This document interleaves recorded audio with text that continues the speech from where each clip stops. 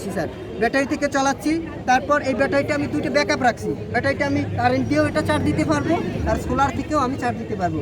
Thirdly এখানে আমি আরেকটা ইউজ করছি, এই টেকনিকটা ইউজ করছি।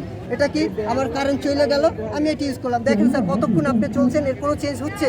কোনো চেঞ্জ হচ্ছে না, কিন্তু আমি কিন্তু শক্তি পাচ্ছি, তাপ শক্তি কিন্তু আমি পর্যাপ্ত পরিমাণ পাচ্ছি। আমার যে পরিমাণ দরকার, আমি দরকার হলে স্যার আরও বাড়াতে পারবো। এটা যদি আমি করি আরও বাড়ানো যাবে।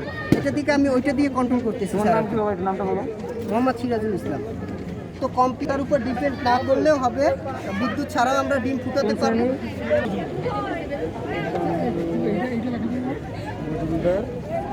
তোমার মোবাইল নাম্বার 01829 স্যার এটা কিন্তু পরিবেশ বান্ধব হচ্ছে, এটা কিন্তু আমি মানে আমারও পরে ই করে ভালো লাগছে, এই গ্যাস বাড়ান কমান যায়। ঠিক আছে, ধন্যবাদ ধন্যবাদ।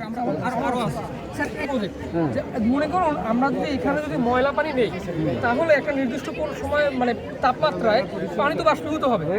এখানে এই হবে বাষ্পীভূত পর ময়লাটা এখানে থাকে। একটা থেকে একবার ভরলে এখানে 1 ইউনিট আসবে।